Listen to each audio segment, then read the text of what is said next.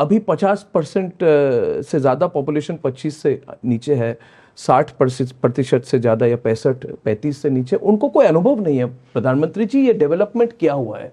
एक हो सकता है टेकन फॉर ग्रांटेड अप्रोच, जो मोबाइल जनरेशन है, जिन्होंने मोबाइल फोन देखा है जब से वो उनका जन्म हुआ है, वो टेकन फॉर ग्रांटेड कर सकते हैं। आप जो भविष्य की फ्यूचरिस्टिक इन्वेस्टमेंट थिंकिंग उसके बारे में बोल रहे हैं, वो बुलेट ट्रेन हो, गगनयान हो, ये इंटरनेशनल स्पेस स्टेशन की बात हो रही है अगले 8 साल में, ये जो आपकी एंटी ग्रेविटी प्रोजेक्ट, ये सारी जो प्रोजेक्ट्स हैं, ये जिन्होंने अनुभव नहीं किया है कि भारत आज से 20 साल पहले कहां था, वो सुनते हैं कि नेता आके कहते हैं उनको, देखिए कोई सरकार आ जाए कोई फर्क नहीं पड़ेगा, भारत तो बढ़ता रहेगा, लगातार बढ़ता रहेगा।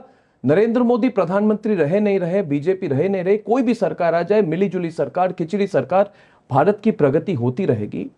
तो मैं चाहता हूं इस पर आप जरा अपने फ्यूचर विजन को लेकर, ताकि कोई भी पीढ़ी टेकन फॉर ग्रांटेड ना करे भारत के डेवलपमेंट को, इसको आप कैसे इसको एक्सप्रेस करना चाहेंगे कि जो फीलिंग है कि कोई भी सरकार आ जाए कुछ फर्क नहीं पड़ने वाला? पहले मैं जी एक जनरल वे में बताता हूँ। देखिए, जब हमारा देश आज़ाद हुआ तब दुनिया की इकोनॉमी में हम नंबर 6 पर थे, भारत का स्थान 6 पर था। हमारे इन महानुभावों ने सरकार ऐसी चलाई, सब बड़े बड़े महान विद्वान लोगों ने, कि हम 11 नंबर पर पहुंच गए। 10 साल में हमारे एक के बाद एक सुविचारित कदम, आज हम 11 नंबर से 5 नंबर पर आ गए। अब कुछ लोग कहते हैं, अरे भाई ये तो नेचुरल होने वाला है, होने वाला है। अब 6 से 11 हुआ, वो कहता भाई अगर नेचुरल होना था तो 6 से 5 होना चाहिए था, 4 होना चाहिए था, 11 हुआ मतलब तुमने कुछ उल्टा किया। अब हम देखिए 2014 में कांग्रेस ने एक अनाउंसमेंट किया था, उन्होंने कहा था 2043 हम भारत को दुनिया की तीसरे नंबर की अर्थव्यवस्था बनाएंगे, ये उन्होंने 2043 कहा था। हमारी सरकार तीसरी पारी में तीसरे नंबर की इकोनॉमी बनाने का लक्ष्य करके चल रही है।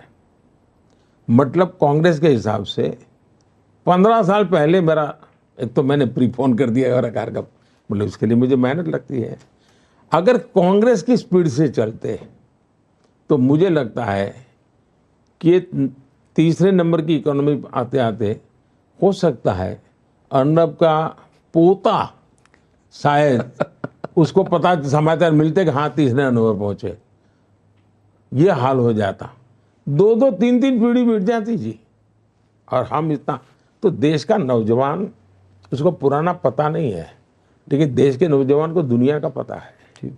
देश के नौजवान को अगर चीज़ें मिले तो मानता नहीं है, लेकिन वो एनालिसिस करता है, ये अच्छी निशानी है। और मैं मानता हूं कि देश के अब जो इस बार फर्स्ट टाइम वोटर है, हाँ, वो 2014 के पहले तो 8 साल का, 10 साल का, 12 साल का था। उसको उस समय के अखबारों में क्या चलता था, भ्रष्टाचार की खबरें क्या होती थी, कानून व्यवस्था के बम ब्लास्ट हो रहे, हर जगह पे बोर्ड लगे रहे, लावारिस चीज़ों को हाथ मत लगाओ, एयरपोर्ट पर बोला जाता लावारिस चीज़ ट्रांजिस्टर बम, लावारिस। आज उसको कुछ ऐसा सुनने को मिलता नहीं। तो ये चीज़ें वो समझता है। और हमने भारत की ग्रोथ को एक प्रकार से 2-2 पीढ़ी एडवांस कर दिया है। मैंने 2-2 पीढ़ी मैंने एडवांस कर दिया है। और मैं मान, जैसा आपने उल्लेख किया, गगनयान की बात हो, बुलेट ट्रेन की बात हो, स्पेस स्टेशन की बात हो, या एयरपोर्ट। अब देखिए भाई, हमें आज भारत के पास करीब सभी मिला करके प्राइवेट प्लेन वगैरह सब गिने तो 600-700 हवाई जहाज है। अभी 1100 हवाई जहाज का ऑर्डर बुक किया हुआ है भारत ने। एक आंकड़ा शेयर करूं मोदी? हाँ, एक आंकड़ा मेरे पास है कि 2028 में जब तक भारत तीसरी नंबर की इकोनॉमी हो जाएगा आपके तीसरे कार्यकाल में, तो भारत की जो टोटल ग्लोबल एयर ट्रैफिक है वो 50% होगी पूरी दुनिया की। मतलब हर दूसरी प्लेन भारत से टेक ऑफ करेगी, ये आपके कार्यकाल में। और इसलिए मेरे सामने चुनौती ये नहीं है, मेरे सामने चुनौती में कितनी तेजी से एयरपोर्ट बनाऊंगा। ये कहते हैं तो होता ही रहेगा, प्रधानमंत्री आए नहीं आए, कोई भी सरकार बने। यानी सिर्फ एविएशन, टूरिज्म, आप मान के चलिए जी, मैं G20 में मैंने 200 कार्यक्रम अलग अलग देश के स्थानों पर किए। मैंने टूरिज्म का एक फाउंडेशन बना दिया है जी। इतना बड़ा टूरिज्म आने की संभावना मैं देख रहा हूँ जी। G20 के हर देश के हर लोग, यार भारत एक बार तो जाना चाहिए, ये मूड बना दिया है मैंने। और मैं विद इन इंडिया यात्रा और इंटरनेशनल टूरिस्ट का आना, इन दोनों को मैं जोड़ रहा हूँ। अब आप एविएशन सेक्टर देखिए, रोजगार के कितने अवसर बनेंगे।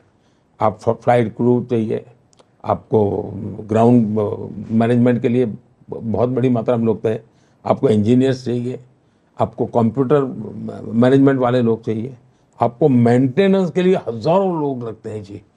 यानी पूरा भारत एक प्रकार से लॉजिस्टिक हब बनेगा। कितनी व्यवस्थाएं लगेगी, आप कल्पना कर सकते हैं जी। इतना ही नहीं जी, देश के नौजवान, यानी आप टियर 1 टियर 2 सिटी तक मत देखिए, आप गांव तक देखिए। भारत के नौजवान डॉक्टर इंजीनियर बनने की सपना ही नहीं देखता था। क्यों? कि उसको तो बेचारा पहले तो मुझे अंग्रेजी स्कूल में पढ़ना पड़ेगा, मेरे माँ बाप के पास पैसे नहीं, मैं अंग्रेजी स्कूल में कैसे पढ़ूंगा। मैंने निर्णय कर लिया, मातृभाषा में भी तुम डॉक्टर बन सकते हो, मातृभाषा में तुम इंजीनियर बन सकते हो, तुम्हें अंग्रेजी पढ़े बिना तुम्हारी रुकेगी नहीं। अब देखिए, मैं सोच रहा हूँ 2029 में मैं यूथ ओलंपिक भारत में करना चाहता हूँ, मैं बीच ओलंपिक भारत में करना चाहता हूँ, मैं 2036 ओलंपिक यहाँ करना चाहता हूँ।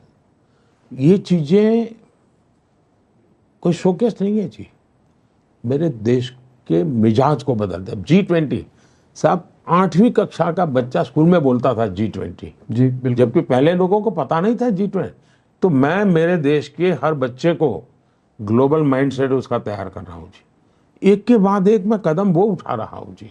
और तीसरा कार्यकाल, मुझे मेरे सबसे बड़ी मेरी भरोसे की ताकत है, ये बिलो 30 एज ग्रुप है जी। वो मेरे साथ जुड़ जाएगा, मैं पूरा विश्वास है मेरा।